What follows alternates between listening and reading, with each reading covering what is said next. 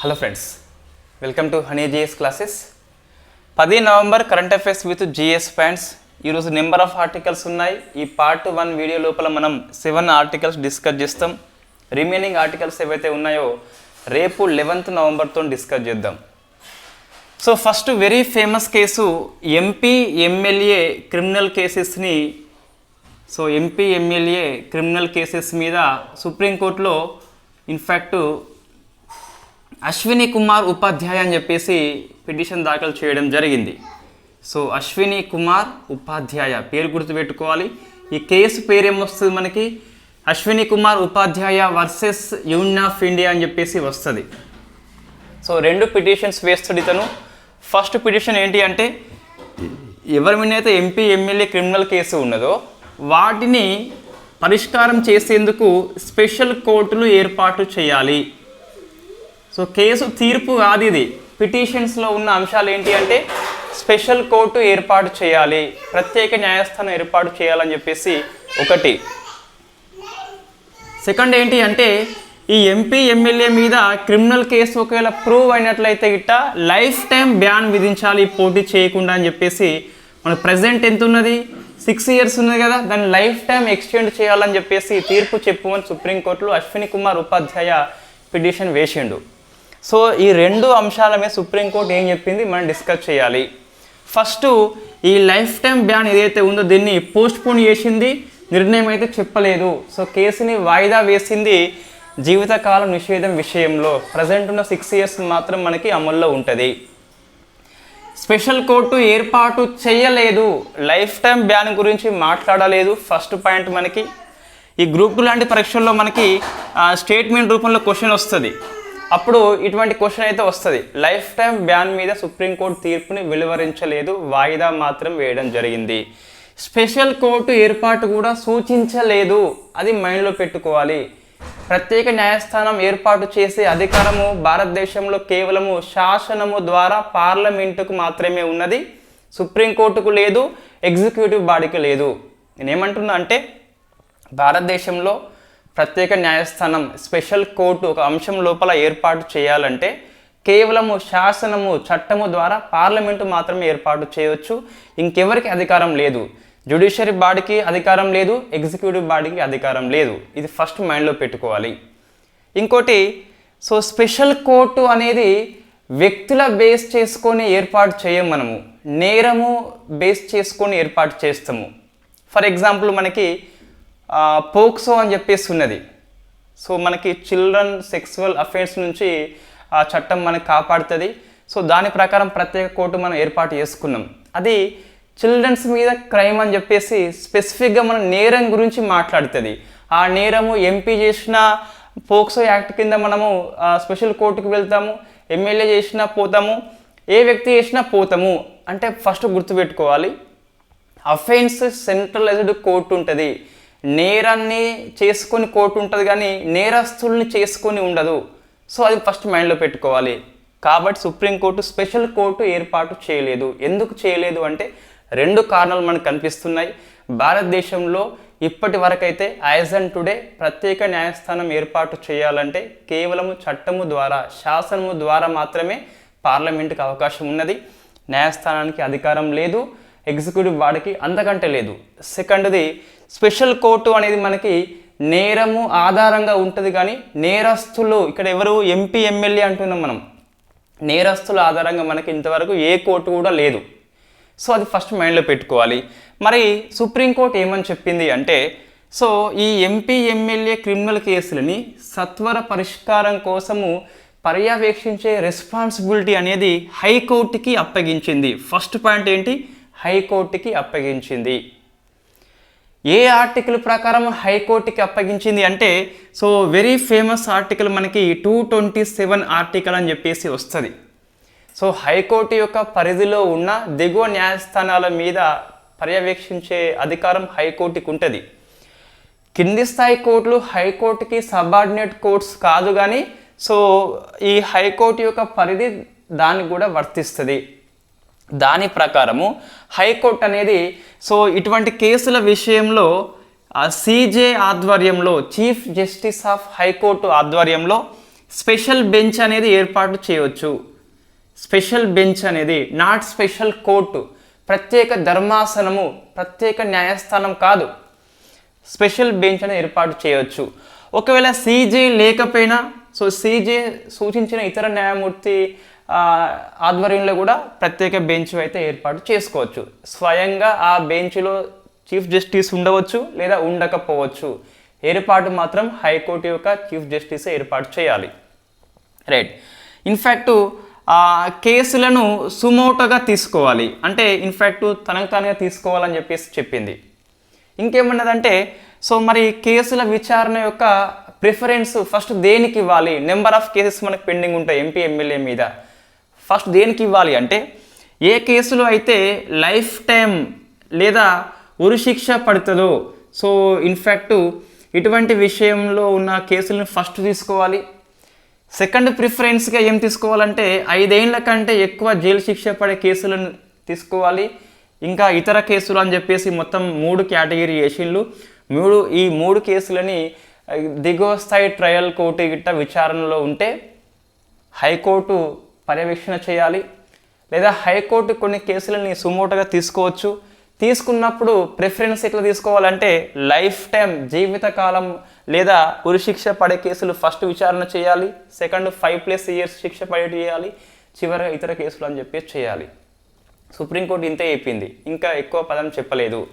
So అంటే ఏంది, ఈ ఎంపీ ఎమ్మెల్యే క్రిమినల్ కేసు సత్వర పరిష్కారం కోసము హైకోర్టుకి పర్యవేక్షణ రెస్పాన్సిబిలిటీ అప్పగించింది.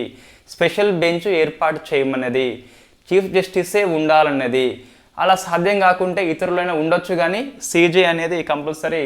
సో రెస్పాన్సిబిలిటీ మొత్తం హైకోర్టు మీద పెట్టి పడేసింది ఎంపీ ఎమ్మెల్యే క్రిమినల్ కేసు విషయంలో. స్పెషల్ కోర్టు అనేది ఏర్పాటు చేయలేదు, లైఫ్ టైం బ్యాన్ విషయంలో మాట్లాడలేదు అని చెప్పేసి మనం చెప్పొచ్చు. లైవ్ లాలో మనకి ఇది మొత్తం వస్తుంది. రైట్. ఇన్ఫ్యాక్ట్ ఇది రాదు, ఇది మనకి ఆల్రెడీ సబ్జెక్టు అనాలిసిస్లో లోపల వస్తుంది. రైట్. ఇది ఎంపీ ఎమ్మెల్యే కేసు అండి. గ్రూప్ 1 కోసం ఎలా వస్తుంది అంటే ఇన్ఫ్యాక్ట్ మెయిన్స్ కోసం ఎలా వస్తుంది అంటే సో ఇది రాజకీయాల్ని నేరరహితం చేయడంలో సుప్రీంకోర్టు తీర్పులు అని చెప్పేసి మనం హెడ్డింగ్ పెట్టుకుంటాం.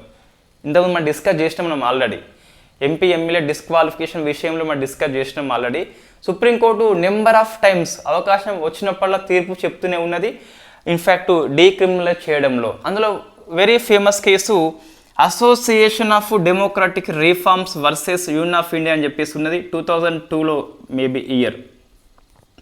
ఇక్కడ ఎన్నికల్లో పోటీ చేసే ప్రతి అభ్యర్థి తన యొక్క నేర చరిత్ర, విద్య అర్హత, ఆస్తుల వివరాలు అనేవి, అప్పులు అనేవి చెప్పాలని చెప్పేసి very first time ADR case supreme court తీర్పు చెప్పింది. సో దీని కారణంగా మనకి నేరం చేసేందుకు ఎన్నికల్లో పోటీ చేసే ఆశావాహులు భయపడతారు. సో అదొకటి మంచి తీర్పు అండి.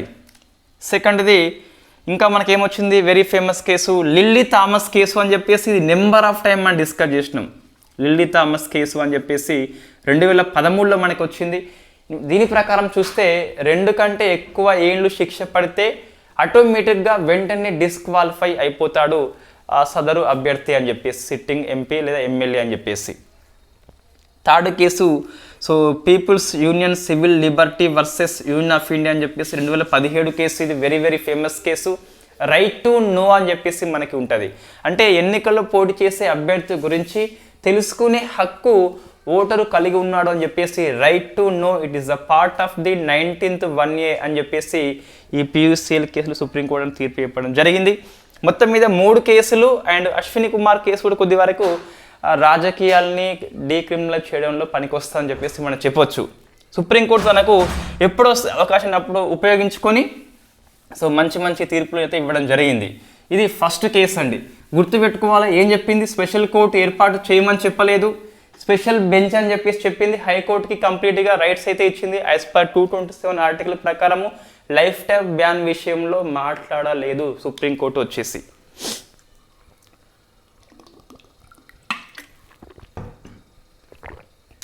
సెకండ్ది సో మనకి బీహార్ రిజర్వేషన్ అంశం వార్తల్లో ఉంది. సో బీహార్ రిజర్వేషన్ అనేది ఇన్ఫ్యాక్ట్ ఇది ఈడబ్ల్యూఎస్ ఎకనామికల్ వీకర్ సెక్షన్ 10% కాకుండా 65%కి పెంచింది. 50% ఉండింది, దాన్ని ఇంకొక 15% పెంచి 65కు పెంచింది. సో మనకి ఈ బిల్లు లోపల ఇది బీహార్ అసెంబ్లీ ఆమోదించింది, గవర్నర్ ఇంకా ఆమోదించాల్సిన అవసరం ఉంటే చట్టంగా మారాలంటే యాజ్ పర్ 200 ఆర్టికల్ ప్రకారము. రైట్, మేబీ రాష్ట్రపతికి అది సిఫార్సు చేయవచ్చు. సరే, ఇప్పుడు మొత్తం మీద ఇన్ఫ్యాక్ట్ ఇందులో 10% అయితే ఇంక్లూడ్ కాలేదు. ఎవరిది? ఈడబ్ల్యూఎస్ది. ఇది కలుపుకుంటే మొత్తం 75 అవుతుంది. 75 అవుతుంది. సో మనకి ఏంటంటే ప్రశ్న వస్తుంది, what about the supreme court 50% cap? ఒకసారి మనం చూస్తే 65 ఎవరికని చెప్పేసి చూస్తే ఈబీసీ వాళ్ళకు 25 ఇచ్చినారు, ఓబీసీ వాళ్ళకి 18, మొత్తం మీద 43% ఇచ్చినారు వాళ్ళకి. సో ఎస్సీకేమో 20% ఇచ్చినారు, ఎస్టీ వాళ్ళకేమో 2. సో మొత్తం మనకి 65 అయిపోయింది. 65 అయిపోయింది. ఈడబ్ల్యూఎస్ వాళ్ళకి 10% కంటిన్యూ అవుతుంది. ఇందులో ఇంక్లూడ్ చేయలేదు వాళ్ళు, ఆ బిల్ లోపల పదం వాళ్ళు ఉపయోగించలేదు. ఇంతకుముందు ఎస్సీ వాళ్ళకి 16 ఉండే, ఎస్టీ వాళ్ళకి 1% ఉండే, ఇన్ఫాక్ట్ వీళ్ళకి 30 ఉండే, ఈబీసీ వాళ్ళకి ఓబీసీ వాళ్ళకి మొత్తం 47 కదా. దీంతోపాటు ఉమెన్స్కి స్పెషల్గా ఓబీసీ వాళ్ళ ఒక ఉమెన్కి 3% ఉండే కాబట్టి మొత్తం మీద 50 అయింది. ఈ లెక్కలు వస్తాయి ఎగ్జామ్లో. ఇది కామర్స్ ఎగ్జామ్ కాదు మనకి, బట్ మన టీఎస్పీఎస్సీ అయితే కామర్స్ ఎగ్జామ్ లెక్క ఇన్ఫ్యాక్ట్ అన్నిటి మనం టాలీ చేసుకోవాలి. సో 50 వచ్చింది లేదని చెప్పేసి 65 అని చెప్పేసి ఎంత పెంచింది ఎంత ఉండే అని చెప్పేసి ఫోకస్ చేస్తుంది కాబట్టి కొద్ది వరకు ఒకసారి మనం అధ్యయనం చేయాలి. ఈజీగా మనకి గుర్తుంటుంది, పెద్దగా ఇబ్బంది పెట్టదు. సరే, ఇప్పుడు ఏంది మనకు? సో 50% క్యాప్ అని చెప్పేసి రాజ్యాంగంలో లేదు, చట్టం లేదు, సుప్రీంకోర్టు చెప్పింది. సో మనకి మొత్తం 3 కేసులు ఉంటాయి. In fact first MR Balaji versus state of Mysore అని చెప్పేసి వెరీ ఫస్ట్ టైం 50% క్యాప్ అని చెప్పేసి రైట్ టు ఈక్వాలిటీ కింద చెప్పింది. తర్వాత Indira Sawhney very famous case మనకి 50% క్యాప్ విధించింది.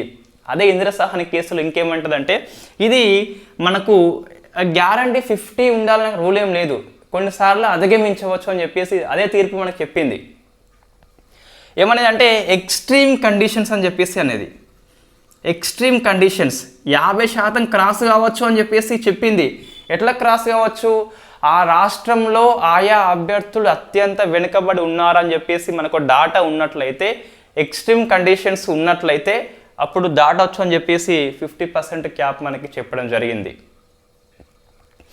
రైట్, ఇది ఇందిరా సహాని కేసు. ఇంకా దేవదాసన్ కేసు అని చెప్పేసి కూడా ఉంటే దానిలో కూడా 50% క్యాప్ గురించి సుప్రీంకోర్టు మాట్లాడింది. రైట్, ఇంకా మనకేం గుర్తుకు రావాలి అంటే దీన్ని చూస్తే గిట్ట బీహార్ని 60% చూస్తే, సో ఇందిరా సహాని కేసు ఒకటి. నెక్స్ట్ తమిళనాడులో మనకి ప్రజెంట్ 69 ఉన్నది. మరి ఇది ఎట్లా పాసిబుల్ మనకి 69 అని చెప్పేసి కూడా డౌట్ వస్తుంది. అయితే సుప్రీంకోర్టు తీర్పుని అధిగమించేందుకు తమిళనాడు రాష్ట్ర ప్రభుత్వం చట్టం వేసింది. Tamil Nadu SC ST OBC reservation act అని చెప్పేసి చేస్తే రాష్ట్రపతి ఆమోదించిండు చట్టాన్ని కూడా. తర్వాత దీన్ని 9th షెడ్యూల్లో చేర్చినారు through the 76th constitutional amendment act ద్వారా. సో ఇది 9th ఉంది కాబట్టి ఇన్ఫ్యాక్ట్ మనకి తమిళనాడు ప్రభుత్వానికి అయితే ఇబ్బంది లేకుండా ఉన్నది. ఎస్, షెడ్యూల్ నెంబర్ 9లో ఉన్నప్పటికీ మనం అది జ్యుడిషియల్ రివ్యూ చేయవచ్చు, బట్ సుప్రీంకోర్టులో ఇంకా కేసు మనకి పర్లేదు తమిళనాడు మీద కాబట్టి అది కంటిన్యూ మనకి అవుతుంది. రైట్, ఏం గుర్తుపెట్టుకోవాలి? ఫస్ట్ బీహార్లో ఎవరికి ఎంత అని చెప్పేసి గుర్తుపెట్టుకోవాలి. సెకండ్ది 65 50 దాటింది కాబట్టి 50 దాటద్దు అని చెప్పేసి సుప్రీంకోర్టు కేసులు ఏంటి? 3 కేసులు గుర్తుపెట్టుకోవాలి. తమిళనాడులో మరి ఎందుకు 69 ఉన్నది అంటే షెడ్యూల్ నెంబర్ 9లో 76th చట్టం ద్వారా చేర్చినారని చెప్పేసి గుర్తుపెట్టుకోవాలి. తర్వాత మరి సుప్రీంకోర్టులో కేసు వేస్తే నెగ్గుతుందా అంటే మేబీ నెగ్గొచ్చు. వై? బికాస్ ఎక్స్ట్రీమ్ కండిషన్స్ అంటే బీహార్లో ఉండవచ్చు గాక. సో మనకి వీళ్ళ దగ్గర క్వాంటిటీ డాటా మనకు ఉన్నది. సో వీళ్ళు గుడ్డిగా పెంచలేదు. సో వాళ్ళు క్యాస్ట్ సెన్సస్ చేసిండ్రు, ఫస్ట్ కులగణన చేసి వాళ్ళ యొక్క ఆర్థిక స్థితి ఆధారంగా వీళ్ళు పెంచడం అని చెప్పేసి ఆ బిల్లు మనకి పేర్కొంటుంది. కులగణన మనకి వార్తల్లో ఉన్నదండి, కంపల్సరీ గుర్తుపెట్టుకోవాలి. ఈబీసీ వాళ్ళు 37% ఉన్నారు. ఓబీసీ వాళ్ళు, ఈబీసీ మీన్స్ మనకి ఎకనామికల్లీ అంటే extreme, not economically extreme backward classes, అత్యంత వెనుకబడ్డ వాళ్ళు అని చెప్పేసి పిలుస్తాం. ఓబీసీ వాళ్ళు 26 అని చెప్పేసి ఉన్నారు. ఎస్సీ వాళ్ళు మనకి ఇన్ఫ్యాక్ట్ 19 సంథింగ్ ఎంతో ఉన్నారు. ఎస్టీ వాళ్ళు 1.7 సంథింగ్ ఎంతో ఉన్నారు. మొత్తం మీద 1.7 19.20 మొత్తం ఎంతో వస్తుంది. సో 26, 37 అని చెప్పేసి ఇవి కంపల్సరీ గుర్తుపెట్టుకోవాలి. ఎస్సీ వాళ్ళకి జనాభా ఆధారంగా, ఎస్టీ వాళ్ళకి కూడా మనకి అట్లే కనిపిస్తుంది రిజర్వేషన్లు చూస్తే గిట్ట. ఇది బీహార్ యొక్క 65% గురించి. సో మనం ఏం డిస్కస్ చేసినామంటే బీహార్లో ఎవరికి ఎంత అని చెప్పేసి ఒకటి, 50% క్యాప్ సుప్రీంకోర్టు ఎప్పుడెప్పుడు చెప్పిందని చెప్పేసి ఒకటి, తమిళనాడులో ఎందుకు 69 ఇంకా ఉన్నది అని చెప్పేసి డిస్కస్ చేసినాం. సో అవన్నీ గుర్తుపెట్టుకోవాలి, ఎగ్జామ్లో కూడా వస్తాయి. Next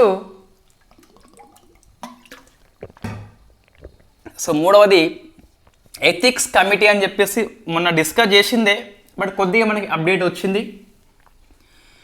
so Trinamool Congress party MP Mahua Moitra, so Mahua Moitra in fact ఈమె క్వశ్చన్ అవర్లో క్వశ్చన్ అడిగేందుకు డబ్బులు తీసుకుంది అని చెప్పేసి ఇన్ఫ్యాక్ట్ ఆరోపణలు వచ్చినాయి. లోక్సభ స్పీకరు ఈ అంశాన్ని ఎథిక్స్ కమిటీకి, లోక్సభ యొక్క ఎథిక్స్ కమిటీకి నివేదించిండు. సో ఎథిక్స్ కమిటీ యొక్క చైర్పర్సన్ ఎవరని చెప్పేసి మనకి ఈరోజు పేరు దొరికింది. ఇన్ఫ్యాక్ట్ వినోద్ కుమార్, మనకు హిందూ ఆర్టికల్లో పేరు వచ్చిందండి. సో నేను ఆల్రెడీ ఆర్టికల్ షేర్ చేసిన. సో హిందూ పేపర్లో క్లిప్స్ షేర్ చేయట్లేదు, అది మనకి కాపీరైట్ పడుతుంది. బట్ ఆ హిందూలో ఉన్న ఆన్లైన్ పేపర్ని మనము ఇన్ఫ్యాక్ట్ షేర్ చేయవచ్చు, దానికి కాపీరైట్ యాక్ట్ మనకు పడదు.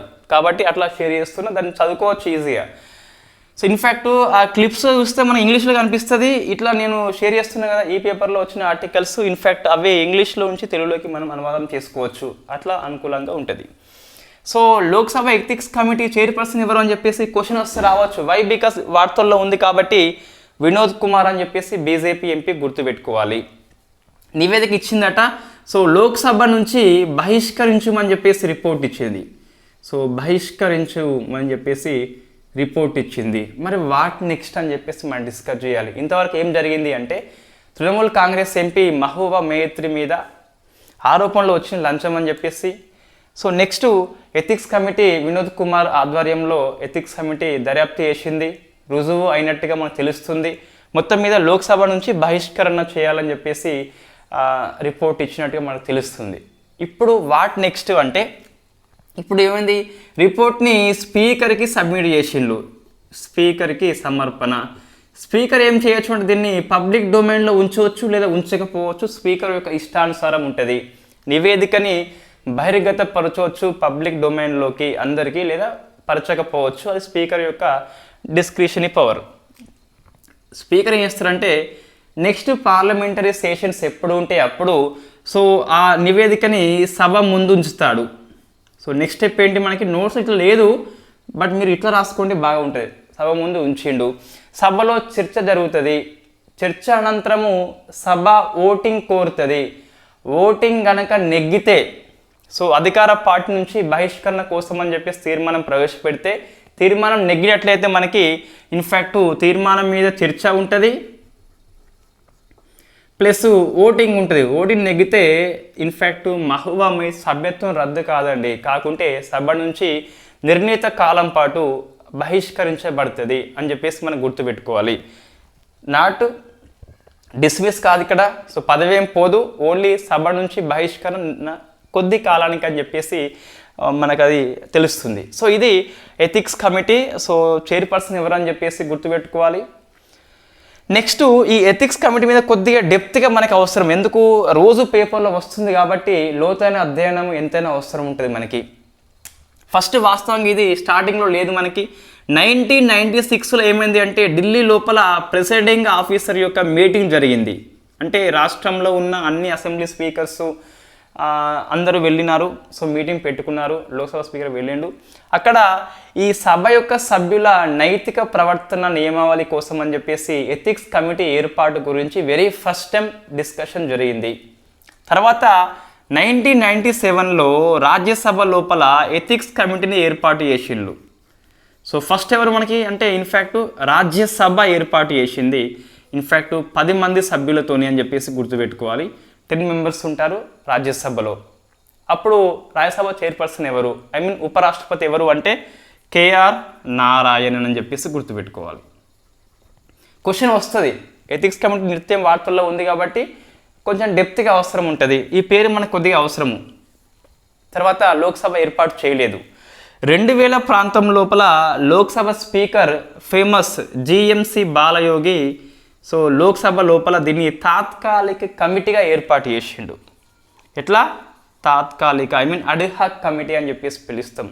2015లో ఇది సో శాశ్వత కమిటీగా మారింది. లోక్సభ లోపల మొత్తం 15 సభ్యులు ఉంటారు, మెంబర్స్ ఉంటారు. 1 ఇయర్ కాలం పాటు పదవిలో ఉంటారు. స్పీకర్ అపాయింట్మెంట్ చేస్తాడు, నివేదికను స్పీకర్ సమర్పణ చేస్తారు అని చెప్పేసి గుర్తుపెట్టుకోవాలి. సో 10 మంది 15 మంది ఈ పేర్లు అవసరము. ఫస్ట్ టైం ఎవరు ఏర్పాటు చేసిందని చెప్పేసి కేఆర్ నారాయణన్, ఇక్కడ చూస్తే జిఎంసి బాలయోగి అని చెప్పేసి. 97లో రాజ్యసభ, 2000 లోక్సభ అని చెప్పేసి గుర్తుపెట్టుకోవాలి. అడ్హాక్ కమిటీగా ఏర్పాటు చేయడం జరిగింది. ఇది మనకు ఎథిక్స్ కమిటీ మీద సమగ్రమైన విశ్లేషణ. ఇది ఎగ్జామ్లో వస్తుంది కంపల్సరీ. ఐ థింక్ గ్రూప్ 2 లాంటి పేపర్లో అయితే కంపల్సరీ వస్తుంది. కాబట్టి మనం ఇదంతా గుర్తుపెట్టుకునే అవసరం ఎంతైనా కనిపిస్తుంది. సో నెక్స్ట్ సుప్రీంకోర్టు జడ్జెస్ అని చెప్పేసి ముగ్గురిని రాష్ట్రపతి 124 సబ్ క్లాస్ 2 ప్రకారం నియామకం చేసినారు. నియామకం చేసిన రోజే ప్రమాణ స్వీకారం కూడా చేసినారు. వెరీ ఫస్ట్ టైం అటువంటి సంఘటన మనకు కనిపిస్తుంది. అదే రోజు అపాయింట్మెంటెడ్, అదే రోజు ఓత్ చేయడం జరిగింది. సో మనం డిస్కస్ చేయాలి వాళ్ళ పేర్లు ఎవరని చెప్పేసి జస్ట్ అంతే. మనం నెంబర్ ఆఫ్ టైం కొలిజియం అంటే ఏంది అంటే డిస్కస్ చేసినాం, మళ్ళీ ఇక్కడ అవసరం లేదు. రైట్. 124 సబ్ క్లాస్ 2 ప్రకారము ప్రెసిడెంట్ ఆఫ్ ఇండియా సో ముగ్గురిని సుప్రీంకోర్టు జడ్జీలుగా అపాయింట్మెంట్ చేసింది. కొలీజియం సిఫార్సు మీద అని చెప్పేసి మనం బ్రాకెట్ రాసుకోవాలి. కొలీజియం అనేది ఏంటి? మనకి ఇన్ఫ్యాక్ట్ సుప్రీంకోర్టు తీర్పు ద్వారా ఏర్పడే వ్యవస్థ. ఎస్పీ గుప్తా అని చెప్పేసి ఫస్ట్ కేసు ఉంటుంది. అక్కడ కన్సల్ట్ మీన్స్ సమ్మతి కాదని చెప్పేసి చెప్పింది. సెకండ్ జడ్జి కేసు అని చెప్పేసి, థర్డ్ జడ్జి కేసు అని చెప్పేసి ఉంటుంది. ఆ థర్డ్ జడ్జి కేసులో కొలీజియం సిస్టమ్ అనేది 1+4గా చెప్పింది. 1+4 రికమెండేషన్ మీద రాష్ట్రపతి గారు అపాయింట్మెంట్ చేస్తారు సుప్రీంకోర్టు న్యాయమూర్తుల్ని. అర్హత చెప్పాలంటే సిటిజన్ ఆఫ్ ఇండియా అయి ఉండాలి, 5 ఇయర్స్ హైకోర్టు జడ్జిగా పనిచేసి ఉండాలి, లేదా 10 ఇయర్స్ హైకోర్టు లాయర్గా పనిచేసి ఉండాలని చెప్పేసి మనకు అర్హతలు ఉంటాయి. రైట్. ముగ్గురు ఎవరు? ఫస్ట్ సతీష్ చంద్ర శర్మ. ఈయన ఎవరు మనకి? ఇన్ఫ్యాక్ట్ చంద్ర శర్మ అని చెప్పేసి ఇన్ఫ్యాక్ట్ ఇతను ఢిల్లీ హైకోర్టు సీజేగా పనిచేస్తున్నాడు. ఇతనికి సుప్రీంకోర్టు జడ్జిగా వచ్చింది ఎలివేషన్. తెలంగాణ హైకోర్టు సీజే కూడా ఇతను పనిచేసిండు అంతకుముందు ఎప్పుడో మొత్తం మీద. సెకండ్ది ఇన్ఫ్యాక్ట్ అగస్టిన్ జార్జ్. ఇతను జార్జ్ కాబట్టి రాజస్థాన్ హైకోర్టు అని చెప్పేసి మనం గుర్తుపెట్టుకోవచ్చు. రాజస్థాన్ హైకోర్టు సీజేగా పనిచేస్తున్నాడు. మూడో వ్యక్తి మనకి ఇన్ఫ్యాక్ట్ సందీప్ మెహతా. ఈయన గువాహటి లేదా గౌహతి హైకోర్టు అని చెప్పేసి సీజేగా పనిచేస్తున్నాడు. సో ముగ్గురు హైకోర్టులు గుర్తుపెట్టుకోవాలి. Delhi high court, Rajasthan high court and Guwahati అని చెప్పేసి పిలుస్తాం. రైట్. ఇన్ఫ్యాక్ట్ వీళ్ళని ప్రమాణ స్వీకారం చేయించింది ఎవరు? మనకి పేపర్లో సీజే అయ్యి వచ్చినాడు, బట్ మనకి ఆన్సర్ ఏమొస్తుంది అంటే రాష్ట్రపతి అని చెప్పేసి వస్తుంది. సో అంటే సుప్రీంకోర్టు న్యాయమూర్తులు రాష్ట్రపతి ప్రమాణ స్వీకారం చేయిస్తారు, లేదా రాష్ట్రపతి సూచన వ్యక్తి ఎవరైనా కూడా ప్రమాణ స్వీకారం చేయించవచ్చు. ఇక్కడ సీజే అని చెప్పేసి మనకి పేపర్లో అయితే వచ్చింది. రైట్. ఇది మీరు ఆన్సర్ చేయండి. హైకోర్టు న్యాయమూర్తుల్ని ఎవరు నియామకం చేస్తారు, ప్రమాణ స్వీకారం ఎవరు చేయిస్తారు, అది వెరీ వెరీ ఇంపార్టెంట్ మనకి. సో ముగ్గురు పేర్లు కంపల్సరీ గుర్తుపెట్టుకోవాలి. వాళ్ళ నేపథ్యం మనకి అవసరము. ఈ శర్మది అయితే very very important. From in fact Telangana హైకోర్టులో పనిచేసిండు కాబట్టి మనం గుర్తుపెట్టుకోవాలి. రైట్. నెక్స్ట్ ఆర్టికల్ నెంబర్ 131 మనకి వార్తల్లో ఉన్నది. ఎందుకు అంటే so central government of India మీద ఇన్ఫ్యాక్ట్ వెస్ట్ బెంగాల్ ప్రభుత్వము కేసు సుప్రీంకోర్టులో వేసింది యాజ్ పర్ 131 ఆర్టికల్ను ఉపయోగించుకొని. So what is the 131 article? మనకు తెలుసు వాళ్ళు సుప్రీంకోర్టు యొక్క ఒరిజినల్ అంటే ఇది ఏమంటారు అంటే ప్రాథమిక విచారణ అధికారం గురించి మాట్లాడుతుంది. అంటే it is only power to supreme court only, exclusive సుప్రీంకోర్టే, ఇంకా ఏ కోర్టు దీన్ని విచారణ చేయొద్దు. డైరెక్ట్ ఏకదమ్ సుప్రీంకోర్టులో కేసు వేయాలి. దాన్ని మనము సో ఒరిజినల్ లేదా ప్రాథమిక విచారణ అధికార పరిధి అని చెప్పేసి పిలుస్తాం. ఎక్కడ వేయొద్దు, సుప్రీంకోర్టు కాకుండా ఇంకా ఎక్కడ వేయొద్దు. అటువంటి కేసులు మనకు కొన్ని కనిపిస్తాయి.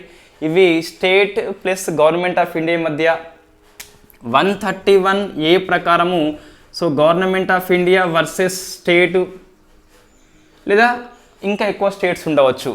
131B ప్రకారము గవర్నమెంట్ ఆఫ్ ఇండియా ఒకవైపు, స్టేట్స్ అన్నీ ఒకవైపు, కొన్ని స్టేట్స్ ఒకవైపు. 131C ప్రకారము స్టేట్స్ వర్సెస్ స్టేట్స్ ఈ మధ్య డిస్ప్యూట్ వచ్చినప్పుడు 131 ఆర్టికల్ని ఉపయోగించుకొని సుప్రీంకోర్టు తీర్పు చెప్తుంది. అది ఒరిజినల్ కిందికి వస్తుంది. అంటే ప్రాథమిక విచారణ అంటే సుప్రీంకోర్టు మాత్రం విచారణ చేస్తుంది, ఇంకెవరు చేయరాదు. It is not appeal, direct సుప్రీంకోర్టులో కేసు పడేయచ్చు. ఒక వ్యక్తి స్టేట్కి అగ్నెస్ట్గా కేసు వేయొచ్చు అంటే అది రిట్ కిందికి వస్తుంది. సో ఫండమెంటల్ రైట్స్ వైలేట్ అయినప్పుడు సుప్రీంకోర్టులో నేరుగా మనం కేసు వేయొచ్చు, అది వేరే విషయం. మనకి ఇక్కడ మనకు ఇండివిజువల్ వాళ్ళు స్టేట్ మీద కేసు వేస్తే దీని కిందికి రాదు. జనరల్గా రిట్ విషయంలో మాత్రమే వస్తుంది. ప్రాథమిక హక్కుల ఉల్లంఘన అయినప్పుడు మాత్రం అది వేరే సందర్భం మనకి, రైట్. ఇంకా స్టేట్ మధ్య మనకి కొన్ని రావండి. ఏది ఈ నీటి పంపకాలు కానీ, ఫైనాన్స్ కమిషన్ అనేది, సో ఆస్తుల పంపిణీ చేసినప్పుడు మనకి అటువంటి కేసులు ఇది విచారణ చేయదు.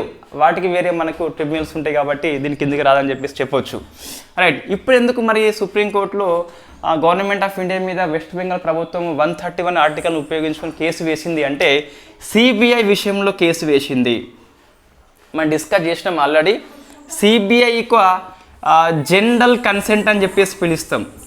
జనరల్ కన్సెంట్, సాధారణ సమ్మతిని ఇటీవల వెస్ట్ బెంగాల్ ప్రభుత్వము విత్డ్రా చేసుకున్నది. విత్డ్రా అంటే మనకు సిబిఐ వెస్ట్ బెంగాల్లో కేసు దర్యాప్తు చేయాలంటే వెస్ట్ బెంగాల్ యొక్క అనుమతి తప్పనిసరి తీసుకోవాలి. ఎందుకోసం అంటే జనరల్ కన్సెంట్ ఇవ్వలేదు కాబట్టి. మనం డిస్కస్ చేసినాం ఆల్రెడీ దీన్ని, మళ్ళీ ఇక్కడ అవసరం లేదు, రైట్. మేము సిబిఐకి సాధారణ సమ్మతి ఇవ్వలేదు, అయినప్పటికీ సిబిఐ వెస్ట్ బెంగాల్లో అడుగుపెట్టి కేసు దర్యాప్తు చేస్తుందని చెప్పేసి సో దీన్ని విచారణ చేయమని కేంద్రం మీద కేసు వేసింది. వెస్ట్ బెంగాల్ చాలా పెద్ద తప్పు చేసింది. Why? Because so government of India answer ఏం చెప్పింది అంటే సిబిఐ అనేది స్వయం ప్రతిపత్తి సంస్థ, కేంద్రం యొక్క కింద పనిచేయదు. సో కాబట్టి మేమెందుకు వస్తామని చెప్పేసి వెస్ట్ బెంగాల్ని అడిగింది. సో ఇది వాస్తవంగా మంచి ఆన్సర్. గవర్నమెంట్ ఆఫ్ ఇండియా మంచి ఆన్సర్ చెప్పింది. సిబిఐ అనేది గవర్నమెంట్ ఆఫ్ ఇండియా కిందకి రాదు కాబట్టి, అటానమస్ బాడీ కాబట్టి సిబిఐ మీద కేసు వేయాల్సింది పోయి గవర్నమెంట్ ఆఫ్ ఇండియా మధ్యలో ఎందుకు వచ్చిందని చెప్పేసి మమ్మల్ని ఎందుకు ఇన్వాల్వ్ చేస్తున్నాం అని చెప్పేసి అటార్నీ జనరల్ వెంకటరమణి కోర్టులో వాదించిండు. సుప్రీంకోర్టు సాటిస్ఫై అయింది, ఎస్ ఇది కరెక్ట్. మనకి కేసు ఎవరి మీద వేయాలి? సో మా రాష్ట్రంలో సాధారణ సమ్మతి లేదు కాబట్టి సిబిఐ వస్తుంది అని చెప్పేసి సిబిఐ మీద వేయాల్సి ఉండే. గవర్నమెంట్ ఆఫ్ ఇండియా మీద వేస్తే వాళ్ళకి సంబంధం లేని కేసు అని చెప్పేసి సుప్రీంకోర్టు ఈజీగా కొట్టి పడేసింది, రైట్. ఇక్కడ కొద్దిగా సిబిఐ విషయంలో మనకు డిస్కస్ చేసినాము. సో ఇన్ఫ్యాక్ట్ 1963 లోపల ఇది ఏర్పడింది. సంతాన కమిటీ సిఫార్సు అని చెప్పేసి మనం డిస్కస్ చేసినాం. దీన్ని మినిస్ట్రీ ఆఫ్ హోమ్ అఫైర్స్ వాళ్ళు ఒక ఎగ్జిక్యూటివ్ ఆర్డర్ను ఉపయోగించి ఏర్పాటు చేసిండ్రు. కాబట్టి ఇది భారతదేశంలో సిబిఐ చట్టబద్ధ సంస్థ కాదు, రాజ్యాంగబద్ధ సంస్థ కాదు. ఓన్లీ అది ఒక అటానమస్ ఇన్వెస్టిగేషన్ బాడీ అని చెప్పేసి పిలుస్తాం. మినిస్ట్రీ ఆఫ్ హోమ్ అఫైర్స్ ఏర్పాటు చేసింది 63 లోపల. దీని యొక్క అధికారాలు మనకి Delhi special police establishment act అని చెప్పేసి 1946 ద్వారా అధికారాలు వస్తాయి. ఒక రాష్ట్రంలో వెళ్ళి దర్యాప్తు చేయాలంటే రాష్ట్రం యొక్క జనరల్ కన్సెంట్ అవసరము. కొన్ని రాష్ట్రాలు మనకు విత్డ్రా చేసుకున్న ఇటీవల తెలంగాణ ప్రభుత్వం కూడా విత్డ్రా చేసుకోవడం జరిగింది, రైట్. ఇది సిబిఐ గురించి. మనకి సిబిఐ దేని కింద పనిచేస్తుంది అంటే జనరల్గా చూస్తే ministry of public grievance personal pension కింద పనిచేస్తుంది.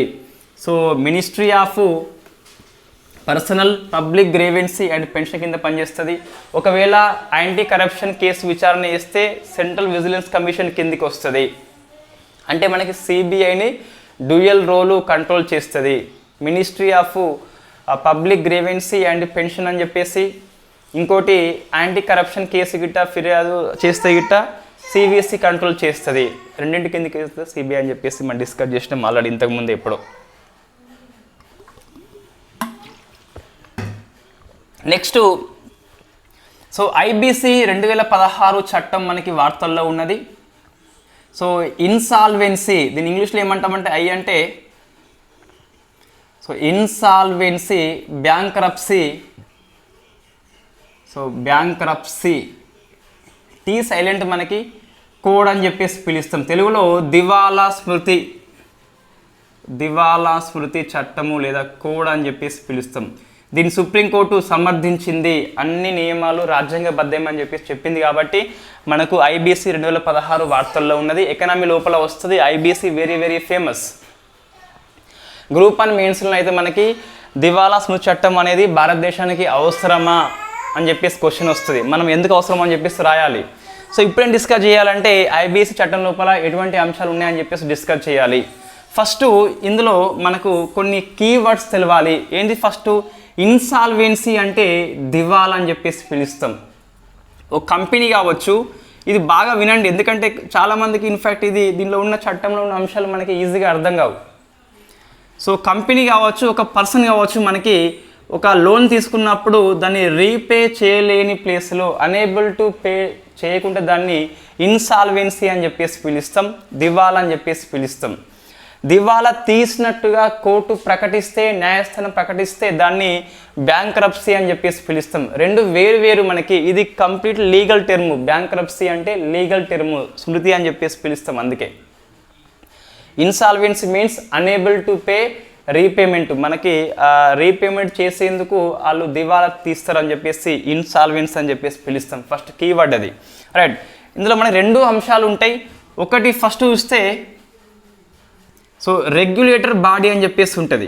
ఈ చట్టంలో ఉన్న అంశాలు ఏంటి, ఫస్ట్ రెగ్యులేటర్స్ అని చెప్పేసి ఒక బాడీ ఉంటుంది. Insolvency bankruptcy board of India అని చెప్పేసి ఉంటుంది ఒకటి. దీని కింద మళ్ళీ కొన్ని సంస్థలు పనిచేస్తాయి.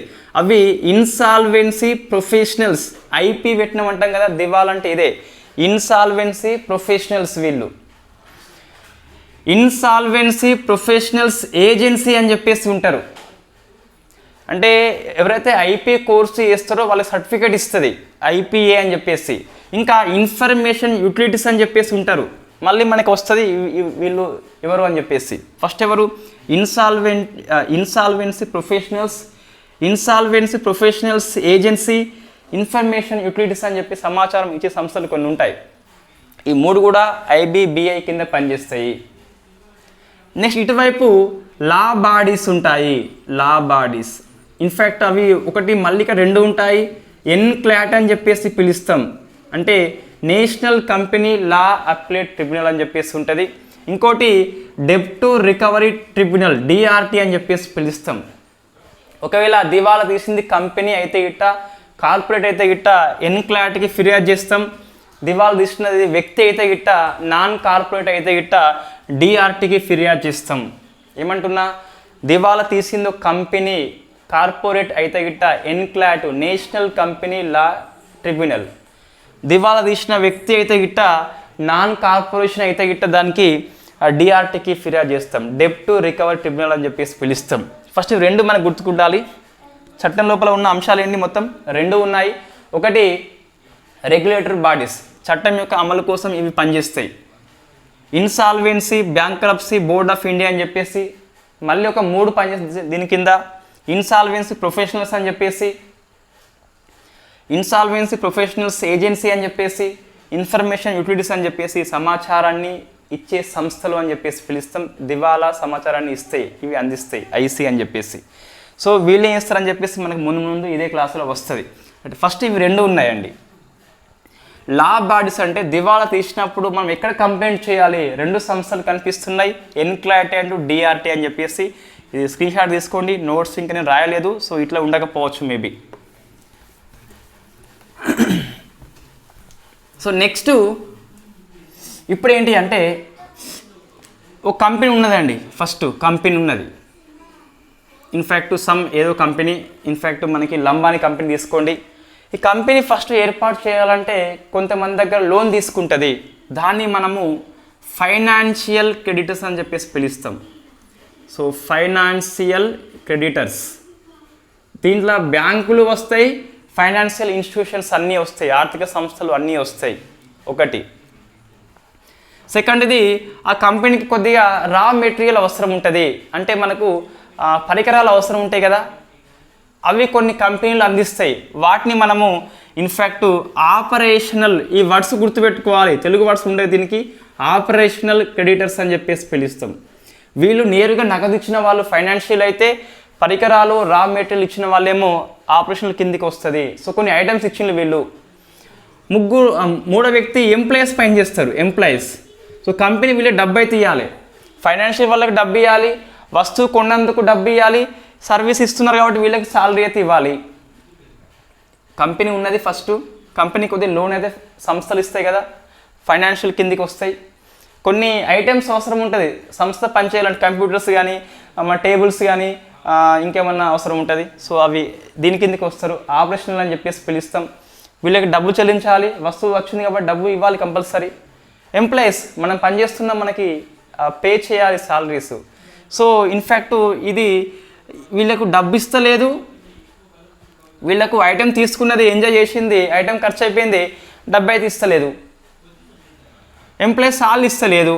సో వీళ్ళు దివాలా తీసినట్టుగా భావించి సో వాళ్ళు వెళ్ళి ఇది కంపెనీ కాబట్టి ఇక్కడ కేసు వేయాలి, ఎన్క్లాట్లో వేయాలి. ఒక వ్యక్తి అయితే గిట్ట ఇన్ఫ్యాక్ట్ డిఆర్టీలో వేయాలి. రైట్, ఇప్పుడు ఏంటి ఇన్ఫ్యాక్ట్ ఇందులో ఎవరు కేసు వేయచ్చు అంటే మనకి చట్టం స్టార్టింగ్లో ఉన్నప్పుడు ఫైనాన్షియల్ వాళ్ళే వేయవచ్చు, వీళ్ళకి అవకాశం లేకుండే. 2019లో సవరణ చేసినారు, దాని ప్రకారం మనకి ఎవరైనా వెళ్ళి కేసు వేయవచ్చు, ఎన్క్లాట్లో కేసు వేయవచ్చు ఎవరైనా కూడా. ఈ పేర్లు గుర్తుపెట్టుకోండి, మళ్ళీ మనకి ఎంసీక్యూ క్వశ్చన్లో వస్తాయి. రైట్, ఇన్ఫ్యాక్ట్ ఫైనాన్షియల్ కేసు వేసినారు, సో కేసు ఎన్క్లాట్ తీసుకోవచ్చు, తీసుకొనకపోనవచ్చు. మొత్తం మీద 14 రోజుల్లోగా చెప్తుంది. సో కేసు టేకప్ చేస్తున్నామా లేదా అని చెప్పేసి టైం ఎంత మనకి 14 days అని చెప్పేసి ఉంటుంది. యాక్సెప్ట్ ఆర్ రిజెక్టెడ్, రిజెక్ట్ అయిపోతే ఏమీ లేదు, యాక్సెప్ట్ అయిందా ఎస్ కంగ్రాచులేషన్స్, మనం ముందుకు పోవచ్చు. ఇంకా అప్పుడు ఏం ఇస్తుంది అంటే సో 14 days అనంతరము ఎన్క్లాట్ అనేది ఇన్సాల్వెన్సీ రిజల్యూషన్ ప్రాసెస్ని స్టార్ట్ చేస్తుంది, ఐఆర్పిని స్టార్ట్ చేస్తుంది. ఏమంటాను నేను ఇక్కడ, ఇన్సాల్వెన్సీ రిజల్యూషన్ ప్రాసెస్ అంటే ఆ దివాలా సొమ్ముని ఎలా రికవర్ చేయాలని చెప్పేసి ప్లాన్ని స్టార్ట్ చేస్తుంది ఎన్క్లాట్ వాళ్ళు. దీని కింద వీళ్ళు సో ఐపీ వాళ్ళను అపాయింట్మెంట్ చేస్తారు. బాగా గుర్తుపెట్టుకోవాలి, ఐపీ అంటే మనకి ఇన్సాల్వెన్సీ ప్రొఫెషనల్స్ అని చెప్పేసి పిలుస్తాం. సో వీళ్ళు వేస్తారంటే ఎవరు, ఇది ఇది ఇది ప్రాసెస్, ఇది వ్యక్తులు వీళ్ళు. సో వీళ్ళు వేస్తారంటే ఇన్ఫర్మేషన్ యూటిలిటీ నుంచి సమాచారాన్ని తీసుకుంటారు. మనం ఇంత డిస్కస్ చేసినాం already. Insolvency bankruptcy board of India కింద 3 పనిచేస్తారు. ఇన్సాల్వెన్సీ ప్రొఫెషనల్స్ పనిచేస్తారు, ఇన్ఫర్మేషన్ వాళ్ళు పనిచేస్తారు. సో వీళ్ళు ఈ కంపెనీ సమాచారం మొత్తాన్ని ఈ ఐపీకి ఇస్తారు. వాళ్ళు ఏం చేస్తారంటే సో ఒక మీటింగ్ పెడతారు. సో ఆ మీటింగ్ మనకి చూస్తే గిట్ట ఇది కంపెనీ ఫస్ట్, కంపెనీ ఇది బ్యాంక్ అనుకోండి, సంథింగ్ బ్యాంక్ అంటే మనకి ఎవరు వస్తారు, వీళ్ళు వస్తారు మొత్తం మీద. ఇప్పుడు వీళ్ళకి ఏమిచ్చింది, లోన్ ఇచ్చింది, 100 కోట్లు ఇచ్చింది లోను. ఏం చేయాలి, వీళ్ళు రీపే చేయాలి 100 కోట్లు, చేస్తలేడు. కాబట్టి సో ఈ కంపెనీ తరపున వీళ్ళు ఎన్క్లాట్కి వెళ్ళిళ్ళు. అప్పుడు ఎన్క్లాట్ ఏం చేసింది, మనకి ఇన్సాల్వెన్స్ ప్రొఫెషనల్స్ని ఏర్పాటు చేసింది, ఐపీ వాళ్ళని ఏర్పాటు చేసింది. వీళ్ళు ఏం చేస్తారంటే ఇన్సాల్వెన్సీ రిజల్యూషన్ ప్రాసెస్ని స్టార్ట్ చేస్తారు. సో సంథింగ్ ఒక ప్లాన్ అయితే ఒకటి ఆలోచిస్తే సంథింగ్ ప్లాన్ అని చెప్పేసి ఆ ప్లాన్కు మళ్ళీ ఎన్క్లాట్ అనేది ఈ బ్యాంక్ వాళ్ళతో మాట్లాడి కమిటీ ఆఫ్ సిఓసి అని చెప్పేసి పిలుస్తాం, కమిటీ ఆఫ్ క్రెడిటర్స్ అని చెప్పేసి ఏర్పాటు చేస్తాం. ఇందులో ఈ క్రెడిటర్స్ ఉంటారు, వీళ్ళు ఉంటారు.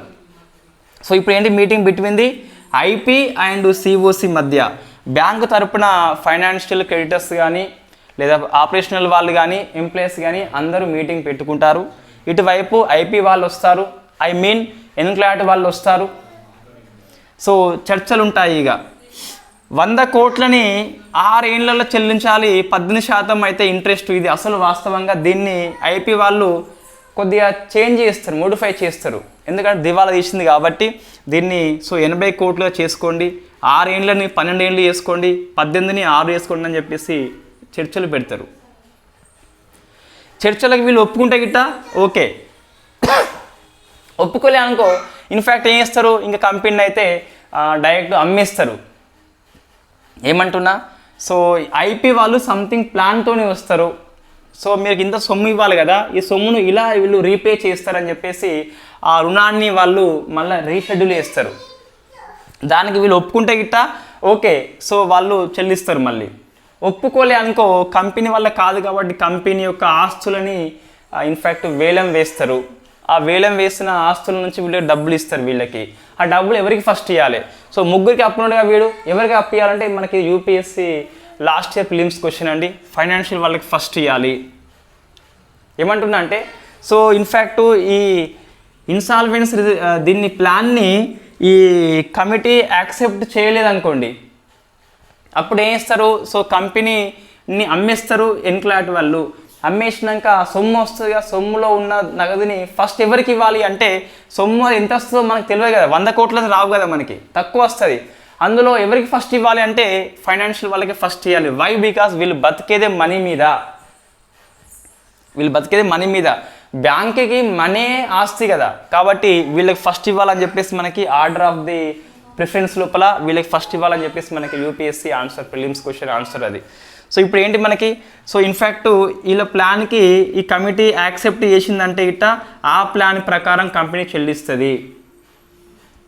ఒకవేళ యాక్సెప్ట్ చేయాలనుకోండి, సో వాళ్ళు ఏం చేస్తారు? ఈ కంపెనీని అమ్మేస్తారు. అమ్మేసిన తర్వాత ఆస్తుల విక్రయం పెట్టేసి వచ్చిన డబ్బుని వీళ్ళకు షేర్ చేస్తారు.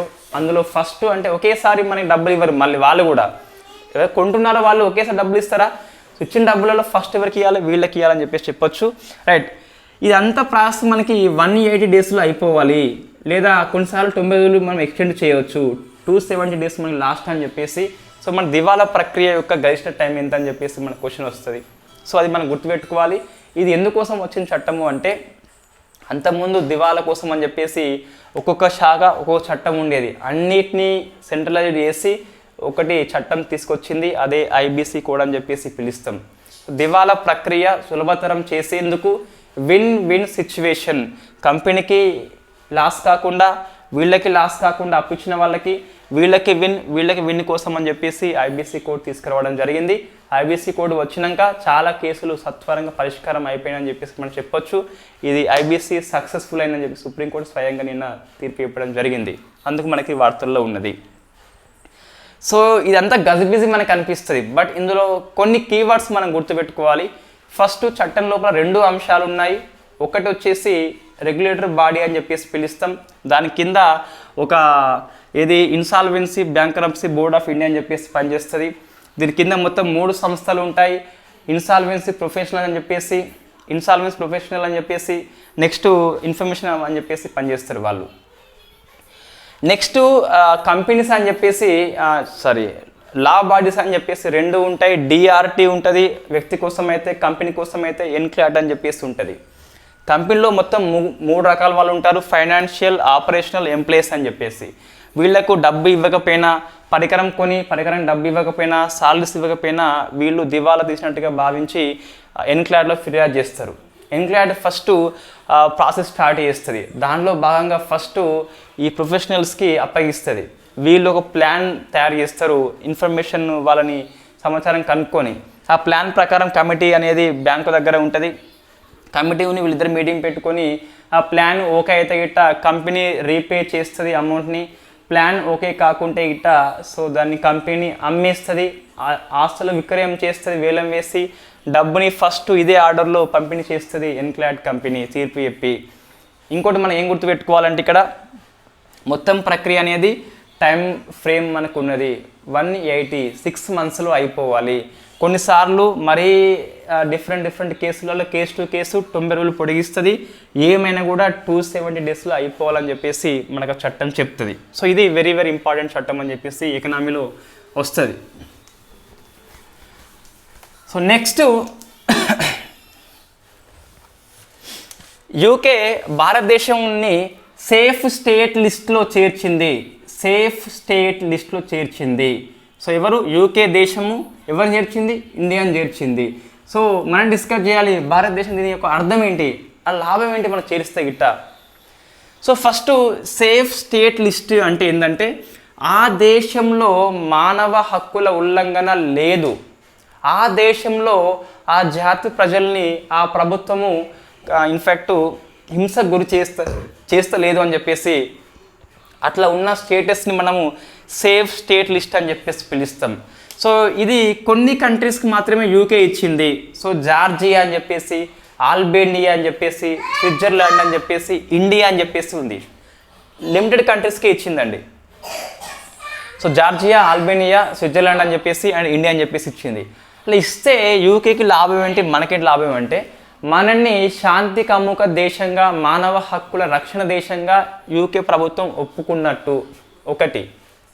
సెకండ్ది యూకే లాభం ఏంటి అంటే సో ఇండియా నుంచి ఎవరన్నా అక్రమంగా వలస వస్తే గిట్ట యూకే ప్రభుత్వం అయితే సో మన కంట్రీతోని కన్సల్ట్ అయ్యి తిరిగి వెనక్కి క్షేమంగా పంపిస్తుంది. ఇటువంటి లిస్టులో గిట్ట ఆ దేశాన్ని చేరిస్తే గిట్ట ఎవరైనా ఇండియా నుంచి అక్రమంగా గిట్ట వలస వస్తే గిట్ట యూకే ప్రభుత్వము ఇండియన్ కన్సల్ట్ అయ్యి మీ కంట్రీ నుంచి మా కంట్రీకి వలస వచ్చినాడని చెప్పేసి మళ్ళీ తిరిగి క్షేమంగా వెనక్కి పంపిస్తుంది. సో అది మనకి లాభము, యూకే ప్రభుత్వానికి కూడా అక్రమ వలసలు రాకుండా ఇది కాపాడుతుంది యూకే ప్రభుత్వానికి. ఒకవేళ ఫర్ ఎగ్జాంపుల్ పాకిస్తాన్ అనుకోండి, పాకిస్తాన్లో మానవ హక్కుల ఉల్లంఘన ఎక్కువ ఉంటుందని చెప్పేసి సేఫ్ స్టేట్ లిస్ట్లో చేర్చలేదు. పాకిస్తాన్ నుంచి కనుక యూకే ప్రభుత్వానికి ఏమైనా వస్తే గిట్ట యూకే ప్రభుత్వం హక్కున చేర్చుకుంటుంది. అరే పాకిస్తాన్లో మానవ హక్కుల ఉల్లంఘన ఉంది అని చెప్పేసి సో వీళ్ళు వలస వచ్చిన వారిని వెనక్కి పంపించకుండా అక్కడే ఆశ్రయం ఇచ్చేలా సానుభూతి ఉపయోగించి వాళ్ళకి ఒక ఆశ్రయం ఇస్తారు. దీనివల్ల అక్రమ వలసలు పెరిగిపోతున్న యూకే అని చెప్పేసి ఈ లిస్ట్ మెయింటైన్ చేస్తుంది. సో మనకి అంతర్జాతీయ వేదిక మీద మంచి గుర్తింపు వచ్చినట్టు సేఫ్ స్టేట్ లిస్టులు ఇస్తే మానవ హక్కుల ఉల్లంఘన లేదు అని చెప్పేసి మన దేశము మన యొక్క జాతి పౌరుల మీద ఎటువంటి వివక్షత చూపిస్తలే అని చెప్పేసి చెప్పొచ్చు ఈ లిస్టులో మన చోటు వచ్చిందంటే. ఇది మనకి ఈరోజు కరెంట్ అఫైర్స్. మనము మిగతా అంశాలని రేపు డిస్కస్ చేద్దాం. వై బికాస్ ఇప్పటికే మన టైము 46 minutes అయిపోయింది కాబట్టి సో ఇంకా మనకు కొన్ని అంశాలు ఉన్నాయి, రేపు డిస్కస్ చేద్దాం. ఒకసారి వీటిని చూస్తే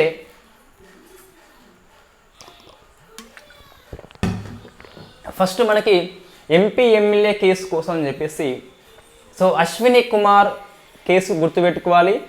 స్పెషల్ బెంచెస్ ఏర్పాటు అని చెప్పేసి యాజ్ పర్ 227 ఆర్టికల్ ప్రకారం హైకోర్టుకి రెస్పాన్సిబిలిటీ అప్పగించింది. స్పెషల్ కోర్టు ఏర్పాటు చేయలేదు, తిరస్కరించింది. లైఫ్ టైం బ్యాన్ని వాయిదా వేసింది. 2 కీ పాయింట్స్ మనం గుర్తుపెట్టుకోవాలి. మోసం చేస్తాడు టీఎస్పీఎస్సీ ఎగ్జామ్. నెక్స్ట్ బీహార్లో 60% పెన్షన్లు, ఈడబ్ల్యూఎస్ 10% కాకుండా సో ఈబీసీ వాళ్ళకు 25, ఓబీసీ వాళ్ళకు 18, ఎస్సీ వాళ్ళకు 20%, ఎస్టీ వాళ్ళకు 2% పెన్షన్లు. అంతకుముందు 1 ఉండే, ఎస్సీ వాళ్ళకు 16 ఉండే, ఈబీసీ ఓబీసీ వాళ్ళకి 30 ఉండే, ఉమెన్స్కి 3 ఉండే. దాని మొత్తం మీద 50 కాస్త 65 చేసినారు.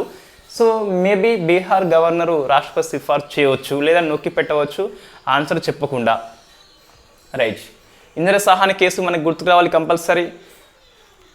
నెక్స్ట్ ఎథిక్స్ కమిటీ అని చెప్పేసి ఈ మహువా మేత్ర మీద మనకి వినోద్ కుమార్ నేతృత్వంలో లోక్సభ యొక్క ఎథిక్స్ కమిటీ రిపోర్ట్ ఇచ్చింది బహిష్కరించమని చెప్పేసి. స్పీకర్ ఏం చేయవచ్చు, ఆ పార్లమెంట్ సెషన్ లోపల సో ఆ సభ ముందు పెట్టి ఓటింగ్కి సిఫార్సు చేయవచ్చు. ఓటింగ్ ఇంకా పాస్ అయితే గిట్ల సభ నుంచి బహిష్కరణ చేస్తారు. నిర్ణీత కాలానికి సభ్యత్వం పోదు, ఓన్లీ బహిష్కరణ మాత్రమే మనకి ఉంటుందని చెప్పేసి చూసుకోవాలి. ఎథిక్స్ కమిటీ మనకి లోక్సభలో 2000 ప్రాంతంలో జిఎంసి బాలయోగి ఏర్పాటు చేసిండు. 2015లో ఇది శాశ్వత కమిటీగా స్థిరపడింది. సుప్రీంకోర్టు జడ్జెస్ మొత్తం 124 సబ్ క్లాస్ 2 ప్రకారం సుప్రీంకోర్టు ఫుల్ స్ట్రెంత్ మనకి వచ్చేసింది. 34 స్ట్రెంత్ కదా, సో 34 స్ట్రెంత్ మనకి వచ్చింది. ఇప్పుడు ఇన్ఫ్యాక్ట్ పార్లమెంట్ డిసైడ్ చేస్తుంది, హైకోర్టు న్యాయమూర్తుల సంఖ్య అనేది రాష్ట్రపతి డిసైడ్ చేస్తాడు. ఎవరు మనకి సతీష్ చంద్ర శర్మ అని చెప్పేసి, అగస్టిన్ జార్జ్ అని చెప్పేసి, ఇంకా మనకు సందీప్ మెహతా అని చెప్పేసి మొత్తం 3 ఉంటారు. సో తెలంగాణ హైకోర్టులో పనిచేసిండు, ఢిల్లీ హైకోర్టుగా పనిచేస్తున్నాడు present, Rajasthan high court George, Guwahati high court Sandeep Mehta అని చెప్పేసి తెలుస్తాం. ఆర్టికల్ 131 ప్రకారము గవర్నమెంట్ ఆఫ్ ఇండియా మీద ఒక స్టేట్ అయిన వెస్ట్ బెంగాల్ కేసు వేసింది సిబిఐ విషయంలో. సిబిఐకి జనరల్ కన్సెంట్ మేము ఇవ్వలేదు, అయినా సిబిఐ మా రాష్ట్రానికి వస్తుందని చెప్పేసి సుప్రీంకోర్టులో కేసు వేయడం జరిగింది. సిబిఐ మీద వేయాల్సింది గవర్నమెంట్ ఆఫ్ ఇండియా మీద వేసింది కాబట్టి కోర్టు కొట్టిపడేసింది. సో ఐబీసీ కోడ్ మనకి వార్తల్లో ఉన్నది. 2016 చట్టం అని చెప్పేసి దివాలా కోసం ఇది ఏర్పాటు చేయడం జరిగింది. సుప్రీంకోర్టు సమర్థించింది. యూకే సేఫ్ స్టేట్ లిస్ట్లో ఇండియాకి చోటు వచ్చింది సో అని చెప్పేసి మన క్వశ్చన్ వస్తుంది. ఇది ఈరోజు current affairs. Thank you very much.